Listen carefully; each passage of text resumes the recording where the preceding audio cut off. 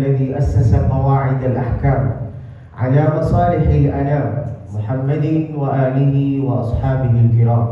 Kalam bermula dengan Bismillah, dilanjutkan dengan Alhamdulillah. Salawat dan salam kepada Rasulullah, maka nikmat Allah semua sempurnalah sudah. Hadratul mukarramin, hadratul muhtaramin, para yang dimuliakan oleh Allah Subhanahu wa taala. Masya Allah, tabarakallah. Saya melihat di sini ada beberapa orang yang memang luar biasa. Masya Allah, tabarakallah. Ada qari kita, Masya Allah, suaranya indah. Beliau ganteng, tapi saya lebih ganteng. Lalu kemudian ada Bapak Haji Doktor, beliau doktor. Bayangkan, doktor tapi tawadhu, duduknya di sana. Maafin saya kalau saya duduk di sini, enggak layak saya duduk di sini. Kalau saya duduk di sini lama, maka saya jadi Fir'aun. Maka alhamdulillah duduk di sini itu enggak lama. Ini seperti jabatan. Jabatan itu enggak lama. Jabatan itu kalau lama mungkin 5 tahun, 10 tahun. Yang lama itu hisabnya. Lalu kemudian saya melihat di sini ada Bapak Masya Allah sepuh yang berjenggot. Beliau seperti guru saya. Ketika saya lihat muka beliau, bukan pujian, Masya Allah, bercahaya. Masya Allah, tabarakallah. Beliau nampaknya seperti kakek saya. Jadi beliau harus memanggil saya dengan cucu, sini loh.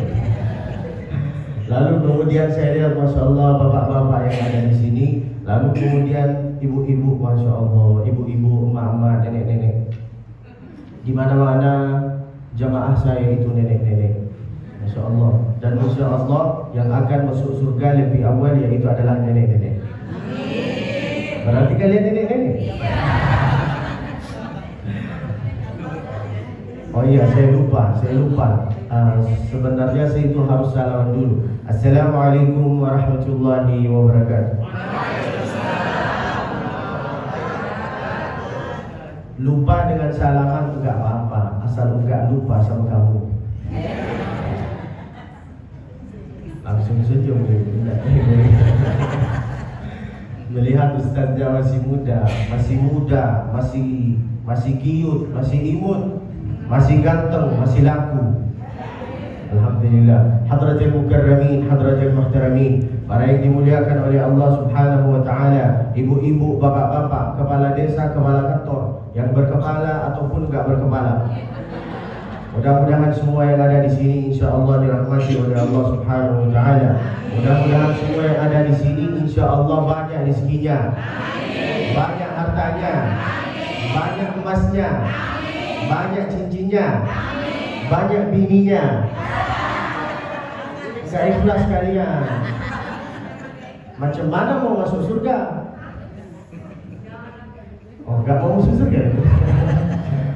Kita belajar ikhlas dari siapa? Dari Allah, salah. Dari Rasul, salah. Dari hati, salah. Dari diri sendiri, salah. Kalau ada yang bisa jawab, saya akan kasih hadiah. Kita belajar ikhlas dari tukang parkir. Dari siapa? Tukang parkir selalu didatangi mobil Alphard, Al-Fatihah, Pak Jiro, Ibu Jiro, Fortuner, Innova, Lenovo, apa lagi? Betul kan? Tapi dia melepaskan semua dengan cara ikhlas. Kenapa? Karena dia itu merasa semua yang ada di sini itu adalah titipan. Pun suami itu adalah titipan. Ibu-ibu jangan merasa itu milik. Kalau ibu merasa bahwa ini milik, nanti kalau mereka meninggal, ibu akan ngapain? Kehilangan. Kehilangan apa? Suatu saat saya datang ke kuburan, lalu saya melihat ada ibu-ibu lagi nangis. Suaminya meninggal. Ibu kenapa nangis? Warisannya sedikit.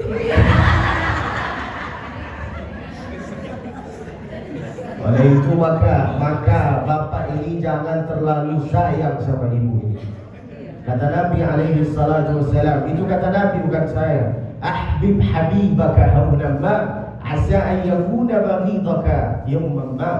Wa abghid baghidaka yawman ma asa an yakuna habibaka yawman ma. Apa artinya? Ahbib habibaka yawman ma. Cintailah dia sekedarnya aja. Barangkali ke depan engkau benci sama dia. Wa abghid baghidaka, musuhmu juga jangan terlalu benci sama dia. Wa abghid baghidaka hauna ma, jangan terlalu benci sama dia. Barangkali engkau akan cinta sama dia. Betul kan? Itu kata Nabi. Oleh itu maka ibu-ibu nanti insya-Allah ini kalau meninggal, bapak itu akan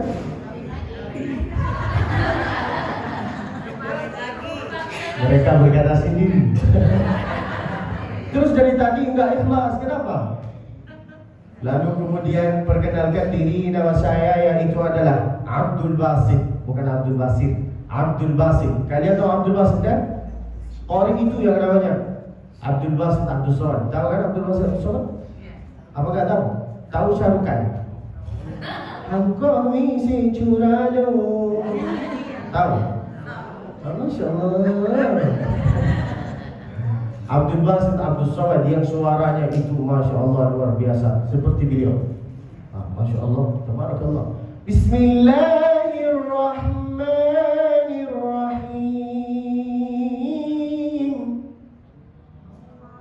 Karena beliau qari, kalian Allah, saya enggak ya? Satu suara lah. Bismillahirrahmanirrahim. Masya Allah, tabarakallah. Abdul Basit Abdul Somad. Pelajaran yang kita dapat dari nama ini yaitu adalah tolong kasihlah nama yang baik untuk anaknya engkau, untuk cucunya engkau. Nama yang paling baik yaitu adalah nama yang sender kepada nama-nama Allah Subhanahu wa ta'ala. Di antara nama-nama Allah Subhanahu wa ta'ala yaitu adalah 99. Mari kita baca dengan satu suara. Ya Allah, ya Rahman, ya Rahim, ya Malik.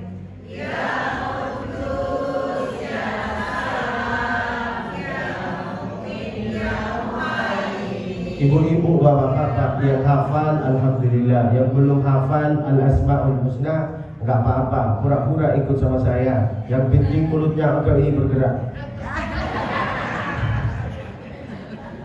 Pilihlah nama dari nama-nama Allah Subhanahu wa taala. Anaknya engkau ini jangan dikasih nama sembarangan. Apa nama engkau?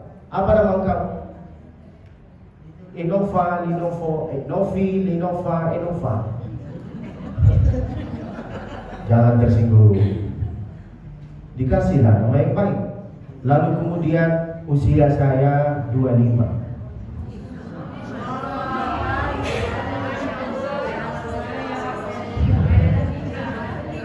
Nampaknya di sini ada mertua saya. Bercanda. Amin pula. Oke, saya enggak tolak, saya terima aja. Masya Allah, tabarakallah. Usia saya 25, sekarang saya itu lagi S2 semester 4, lagi nulis tesis. Mohon doanya supaya saya insya Allah bisa lulus. Saya doakan semua yang ada di sini insya Allah bisa nyusul ke tanah suci Mekah bersama beserta keluarganya, umrah dengan haji. Lalu kemudian saya itu bukan chef, saya itu bukan ustaz, saya itu bukan kiai. Jangan panggil saya dengan gelar chef, karena saya enggak punya apa-apa saya. Terus kenapa beliau memanggil saya chef? Ta'ziman wa ijlalan lil Quran. Karena kemuliaan Al-Quran, maka beliau memanggil saya dengan gelar chef. Apakah saya maksa beliau? Enggak maksa. Tapi itulah kemuliaan Al-Quran, kehormatan Al-Quran. Saya baru di sini di Indonesia baru 1 tahun. Dulu enggak begitu berpandai berbicara dengan bahasa Indonesia. Tapi alhamdulillah dalam 8 bulan ini saya bisa berbicara dengan bahasa Indonesia.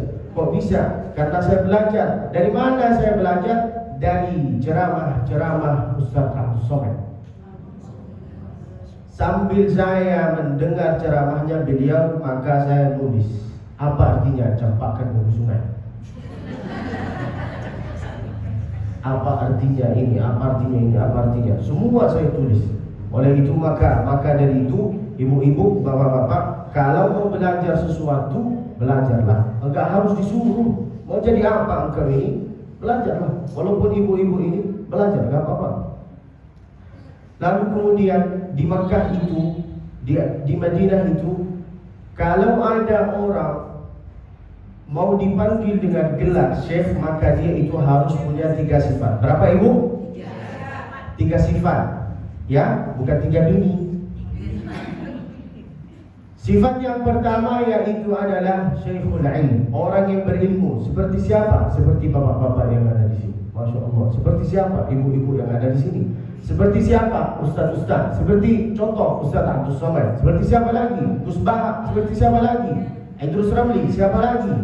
Ustaz Ali Hidayat. Mereka itu berilmu, maka kita itu harus memanggil mereka dengan gelar syekh. Apa? Syekhul ilm, yang punya ilmu. Lalu kemudian syekhul mal, orang yang banyak hartanya, banyak mobilnya, banyak tanahnya, banyak bininya. Baru dipanggil dengan gelar. Sifat yang kedua. Sifat yang ketiga, syekh syaibubah, yang sudah tua, yang sudah sepuh. Yang sudah sepuh di sini itu. Mereka itu syekh karena mereka sudah tertulis di dalam Al-Quran Syekhul Kabir, yang sudah sepuh. Saya 3 sifat ini enggak punya. Ilmu enggak punya. Ilmu enggak punya, harta enggak punya, lalu masih muda, masih kiut, masih imut, masih ganteng, masih laku. Untuk apa orang bisa dengan gelar syekh? Maka dari itu pelajaran yang kedua, pelajaran yang pertama tentang nama, kasihlah nama yang baik. Pelajaran yang kedua, karena kemuliaan Al-Quran maka Allah angkat derajat. Bukan angkat derajat saya, Allah angkat derajat siapapun. Siapa yang hafal Al-Quran maka Allah itu akan mengangkat derajatnya, insyaAllah. Lalu kemudian saya ini enggak dikasih judul. Jadi saya itu ada 2 judul yang ada di otak saya. Sekarang saya bilang ke ibu dengan bapak, ada 2 judul. Ada judul peristiwa Isra Mi'raj, ada judul tentang bahagia. Kalian mau pilih yang mana?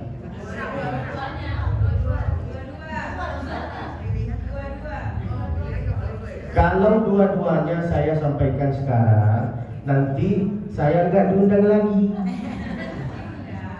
Maka pilihlah satu di antara dua-duanya.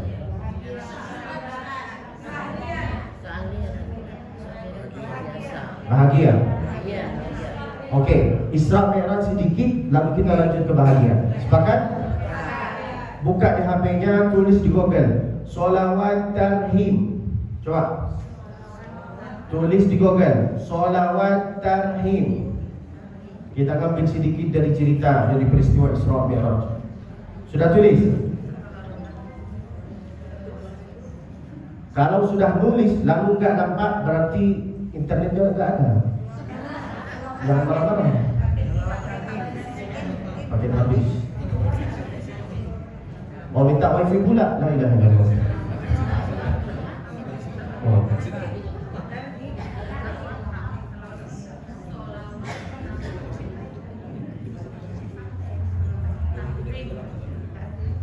Ayo, sudah.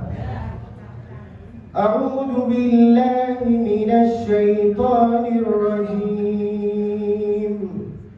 Bismillahirrahmanirrahim. Allah lah.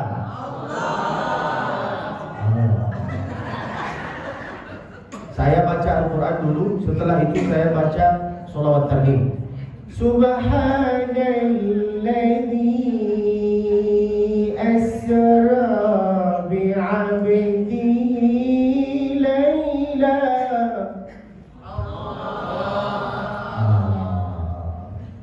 Satu suara lah.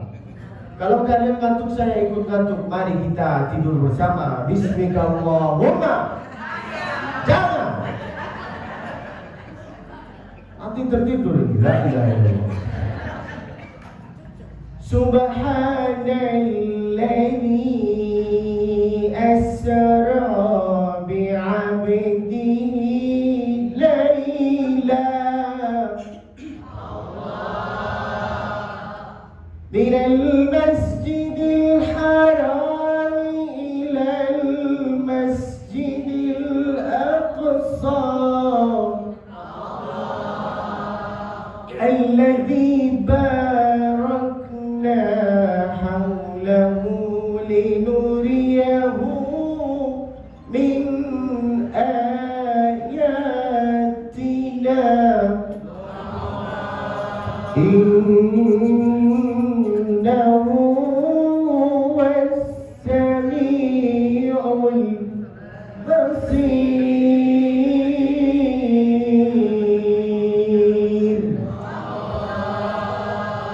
Nama suratnya apa? Suratul Isra.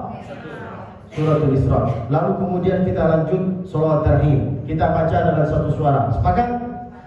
Yang hafal ikuti saya. Yang belum hafal pura-pura ikut sama saya. Asal mulutnya itu bergerak. Ya, tak apa-apa.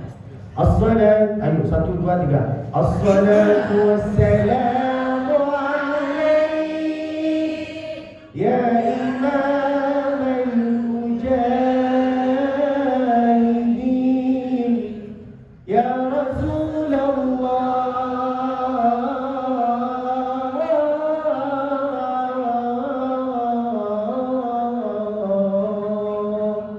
Kita langsung ke bawah.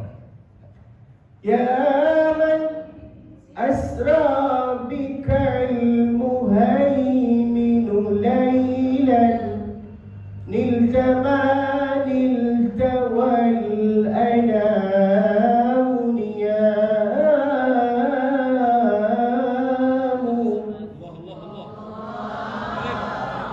Terpaksa Allah.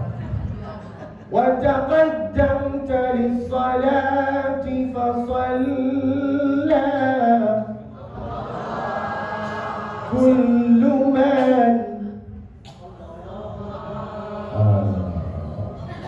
ayolah. Wa taqaddamta lis-salati fasalla kullu man fis samaa'i wa antal imamu.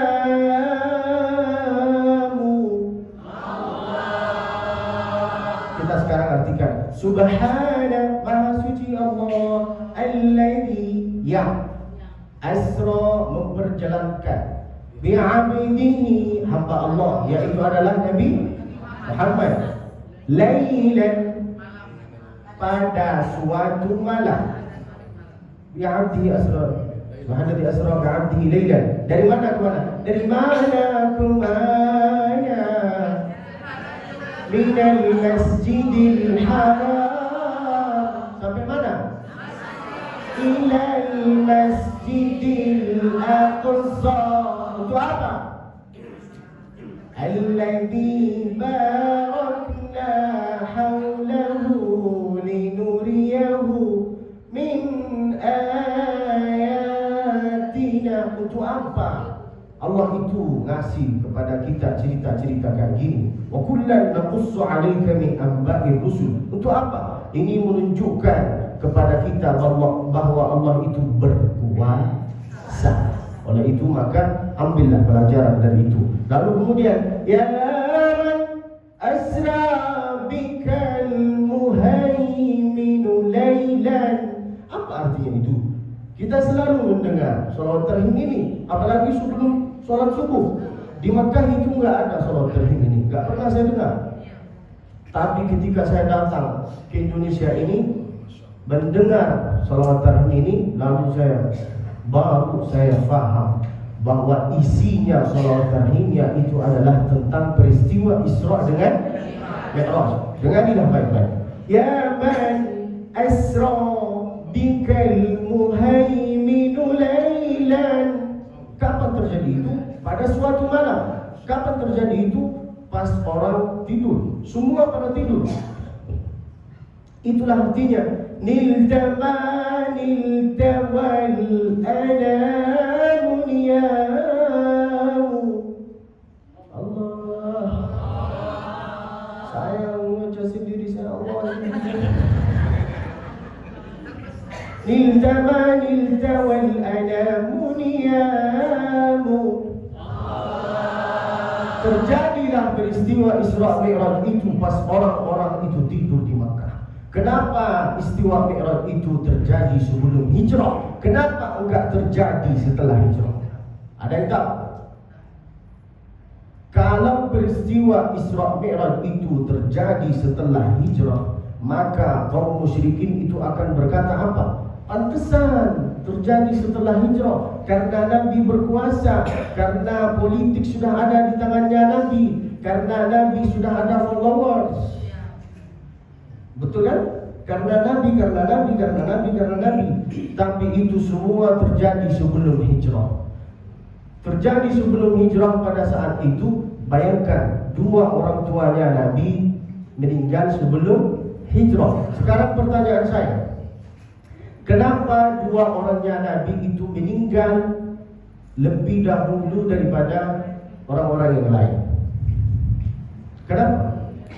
Karena Allah mau menunjukkan kepada kita bahwa Nabi itu, seandainya dua orang tuanya Nabi itu enggak meninggal lebih dahulu daripada Nabi, maka Nabi itu akan bergantung kepada dua orang tuanya. Contoh, anak kecil, kalau sakit, kalau mau minta makan, pasti dia itu berkata apa? Ma, ba, lapar, sakit, betul kan? Tapi tapi Nabi gimana? Nabi apakah mengadu kepada ayahnya, ibunya? Enggak. Nabi itu mengadu kepada Allah Subhanahu wa ta'ala. Maka beliau enggak bergantung kepada bapaknya, enggak bergantung kepada ibunya, supaya Allah mau menunjukkan kepada kita bahwa beliau yang layak menjadi Nabi. Maka beliau bergantung kepada Allah Subhanahu wa ta'ala. Itulah kata Nabi, "Adabani Rabbi fa ahsana ta'dibi." Allah itu yang mendidik saya. Oleh itu maka dari itu saya itu mengadu kepada beliau. Lalu kemudian sebelum hijrah, setelah orang tuanya meninggal, siapa lagi yang meninggal? Pamannya, siapa namanya? Abu Talib.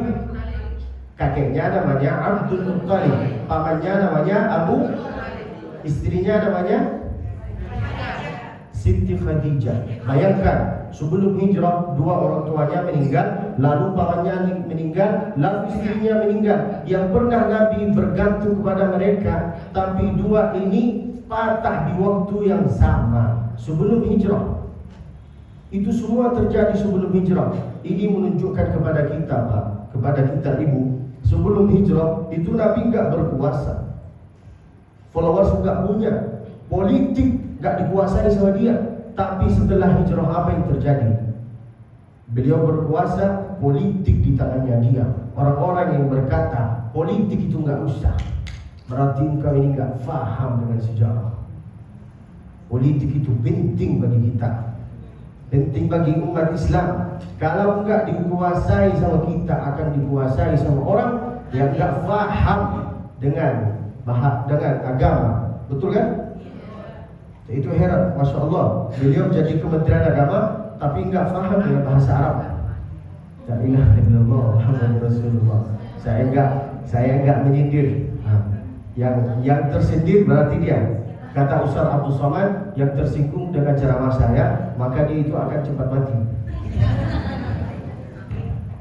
Sebelum hijrah ini, orang tuanya meninggal, pamannya, istrinya meninggal, lalu beliau mau pergi ke mana? Wa taqaddamta lis-salati fa shalla. Ketika Masya Allah, mudah-mudahan panjang umurnya, banyak amalnya, banyak istrinya. Abdul Halim, Masya Allah. Halim artinya lembut, tapi Abdul Basit lebih lembut. Wa taqaddamta قدمت للصلاة فصلى. Jangan sibuk sama apa lah. Fokus sama saya. Saya datang, orang soleh itu enggak datang 2 kali. Datangnya 1 kali aja. Wa taqaddamta lis-salati fa shalla. Ketika Nabi itu Mi'raj dari Masjidil Aqsa naik ke lantai 1, 2, 3, 4, 5, 7 sampai 7, apa kata para nabi yang di belakang? Apa kata para nabi ketika mereka itu berjumpa sama Nabi? Sayyidina Jibril, Sayyidina Adam, Sayyidina Ibrahim, Sayyidina Yusuf, semua para nabi itu mengatakan kepada Nabi, engkaulah yang layak yang bisa menghadapi Allah Subhanahu wa taala. Engkaulah yang layak menjadi imam. Itulah artinya wa taqaddamta lis-salati fa shalla. Beliau yang jadi imam. Dan insya-Allah saya itu akan bisa menjadi imam di sini dan imam kehidupan engkau. Amin. Nenek. Wa antal imam.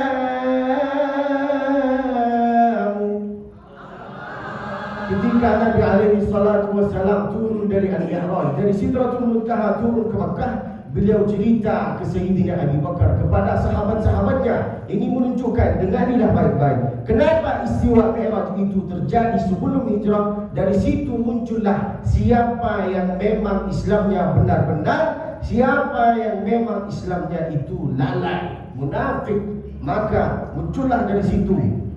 Itulah hikmahnya terjadi istiwa Mi'raj. Dengan ibu-ibu bapak ini harus hafal dan harus tahu peristiwa Isra Mi'raj ini. Kalau bukan kita yang tahu, siapa lagi? Siapa yang akan cerita nanti ke anaknya? Siapa yang akan cerita nanti ke cucunya? Bayangkan engkau ini punya cucu, lalu cucu itu bertanya, apa istiwa Mi'raj itu? Gak boleh tanya-tanya. Subhanalladzi, yang penting Subhanalladzi asra bi'abdihi lailan minal masjidil harami ila masjidil aqsa. Bodoh kau. Harus dijelasin dengan cara yang benar. Maaf, saya itu bukan marah, cuma kadang-kadang heran. Kenapa kita ini lalai dengan dunia terus?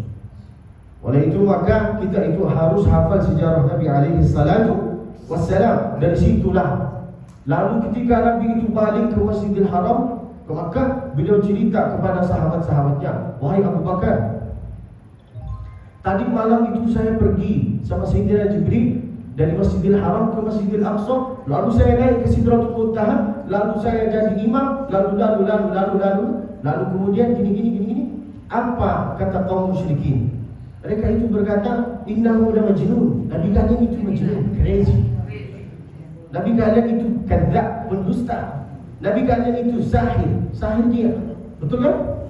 Dari situlah siapa Islamnya yang memang benar Islam, dari situlah siapa yang munafik. Semua ini terjadi sebelum hijrah. Setelah hijrah, Nabi alaihi salatu wassalam pergi ke kota namanya At-Taif. Nama sukunya Thaqif. Nama kotanya apa? Ibu-ibu, bapak-bapak, kalau enggak mau dengar ceramah saya, nanti insya Allah saya akan tanya satu persatu. Karena ceramah ini akan masuk dalam ujian semester terakhir. Dengarilah baik-baik. Alhamdulillah. Enggak usah lihat saya, enggak usah video saya. Kalau ibu mau lihat saya, tulislah di YouTube Abdul Basit Musfi. Jangan lupa subscribe, like, share, comment. Masuklah ke kelas 1. Sampai mana saya? Nama kotanya At-Taif. Nama kotanya apa? Nama sukunya apa? Thaqif. Apa? Ibu-ibu yang pakai masker, buka maskernya. Coba berkata Thaqif. Kenapa saya berkata buka maskernya? Mana tahu ada di antara kita yang tak bergigi. Lalu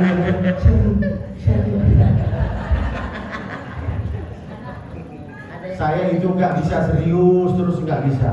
Harus ada lucunya supaya kita itu cepat paham dengan sejarah Nabi alaihi salam.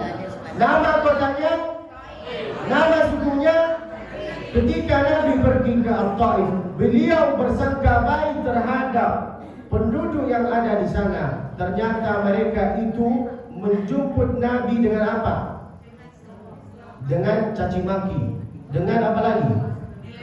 Dengan melempar. Dengan apa? Batu. Dengan melempar apa lagi? Tai onta. Bayangkan kalau abang datang ke suatu tempat, lalu mereka itu menjemput engkau dengan tai onta. Gimana bang? Mereka ini berantakan semua. Betul kan?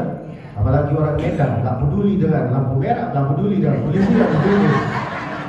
Salah satu kota yang berani banget ya itu adalah Medan. Yang penting dia bertawakal, dia nggak mau tahu mati nggak mati, tanggap sama polisi. Yang penting dia jalan aja. Madura dengan Medan, dua-duanya ini keras. La ilaha illallah. Enggak mau pakai helm pula. Apalagi ibu-ibu kalau bawa motor, dia taruh lampu jalan, lalu dia gini,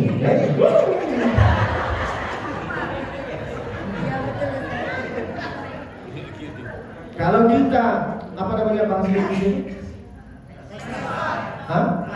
Kalau kita klakson dia lihat kayak gini. Marah pula dia.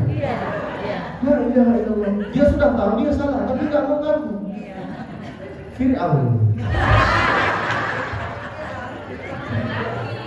Jangan tersinggunglah. La ilaha illallah. Ibu-ibu, bapak-bapak, tolonglah kalau keluar dari rumah, bagi yang pakai motor pakai helm dulu baru baca doa. Ini baca doa enggak pakai helm. Ada polisi dia nggak peduli. Ketika ditangkap lalu dia berkata, Bismillah, tawakkaltu 'ala Allah. La ilaha illallah Muhammadur Rasulullah. Kota Medan ini yang berkesan bagi saya. Masya Allah, perjalanannya ini semua itu ujian. Tadi malam itu saya dari kota mana? Dari Siantar. Masya Allah perjalanannya. Saya mau tidur, saya setiap safar itu nggak baca doa safar. Saya baca doa tidur. Kalau saya baca doa tidur di saat saya lagi safar, maka saya itu nggak akan capek. Bismillahirrahmanirrahim. Tapi kalau saya baca Subhanalladzi sakhkhara lana hada wa ma kunna, enggak bangunnya itu capek, mau tidur nggak bisa. Saya mau tidur, tapi nggak bisa ibu, karena perjalanannya, masya Allah, banyak lubang. Baru mau tidur.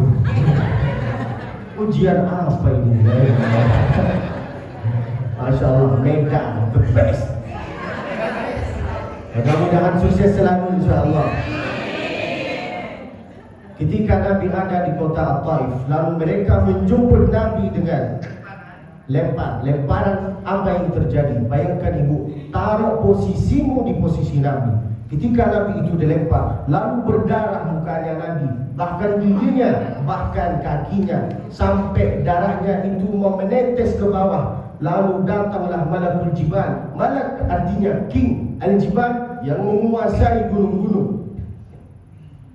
Malakul Jibal ini datang berjumpa sama Nabi, lalu mengatakan, tunjukkanlah kepada saya gunung mana yang besar sehingga saya itu bisa ratakan semua. Andai bapak yang jadi Nabi.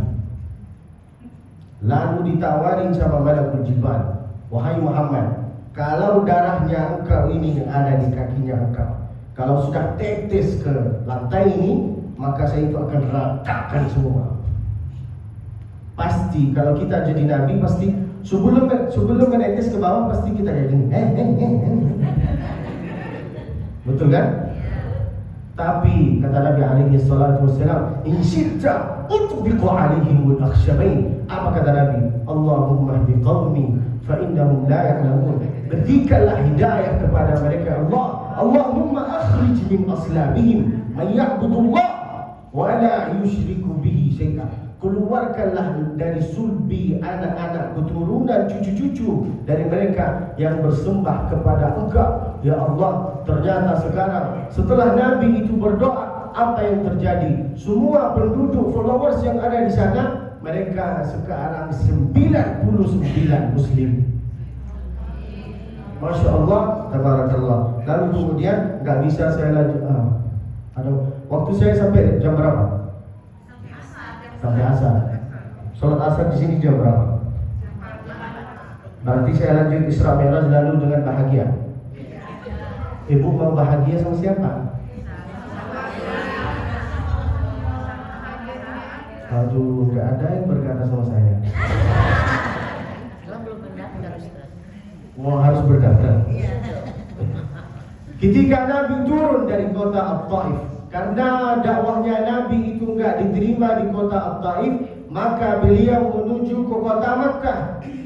Beliau mau menuju ke Makkah, tiba-tiba beliau standby di salah satu tempat daerah bernama Syari'al Jummezah.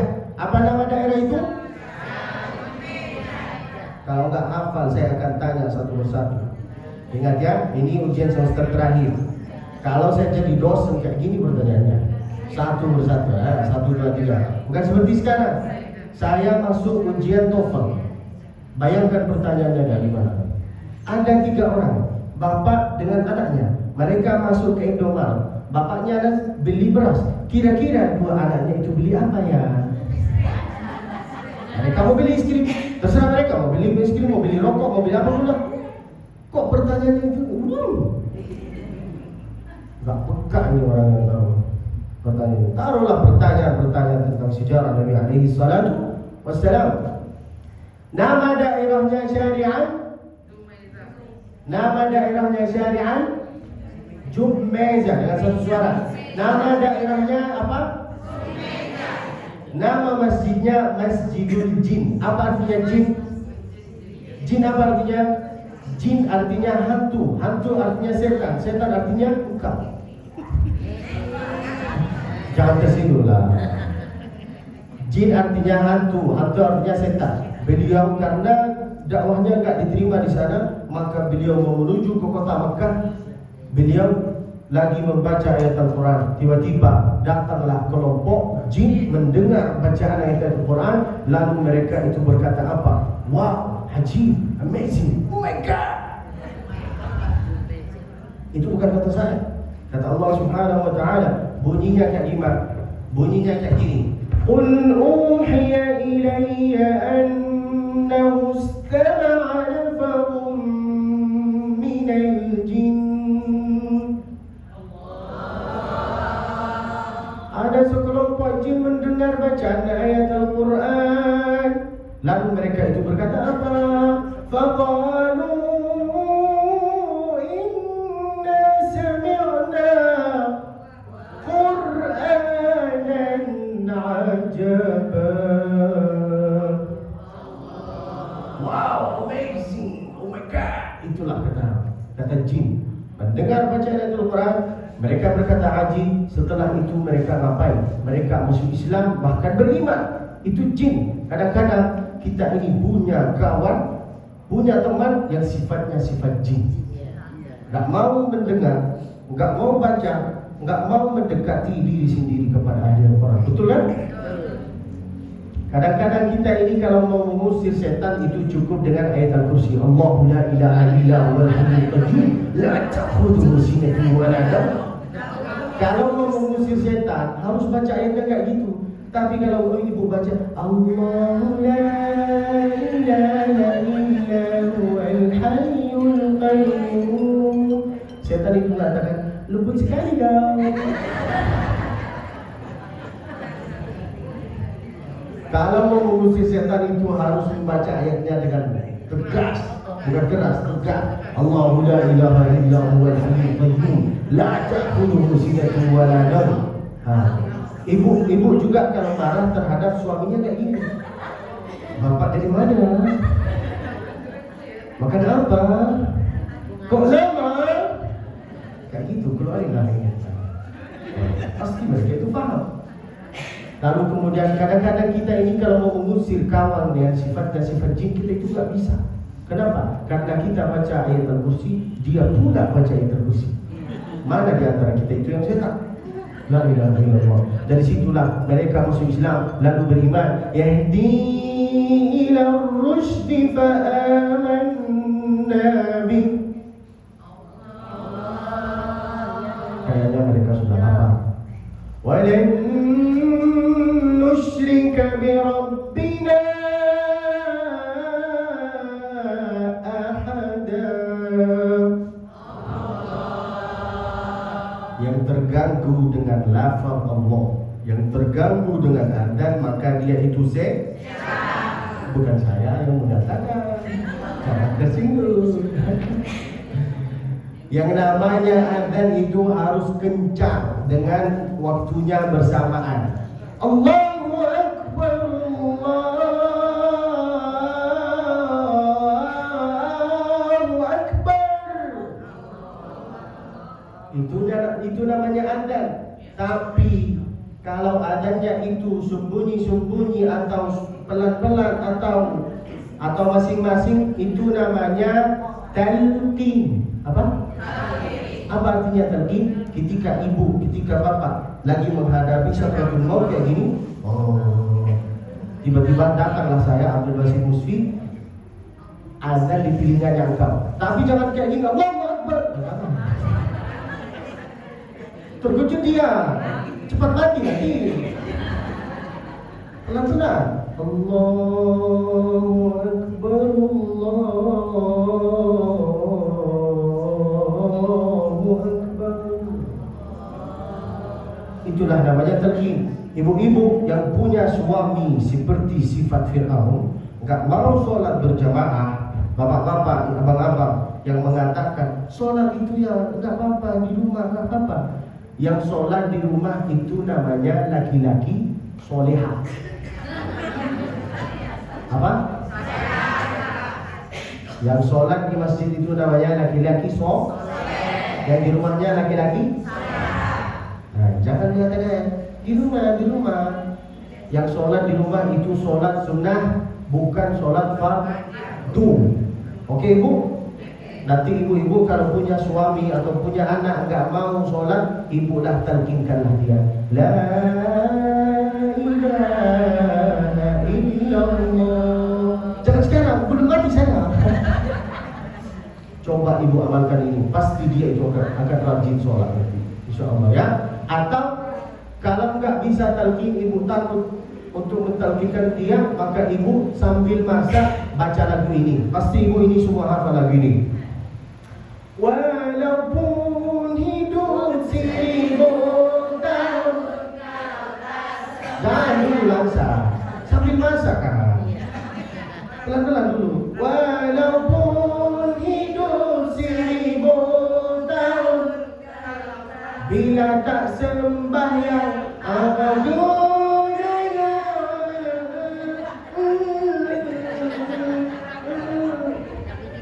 paham kan? Sambil masak engkau menyindir si Firaun ini. Paham? Sampai sini paham insya Allah? Istiwa Mi'raj sudah selesai.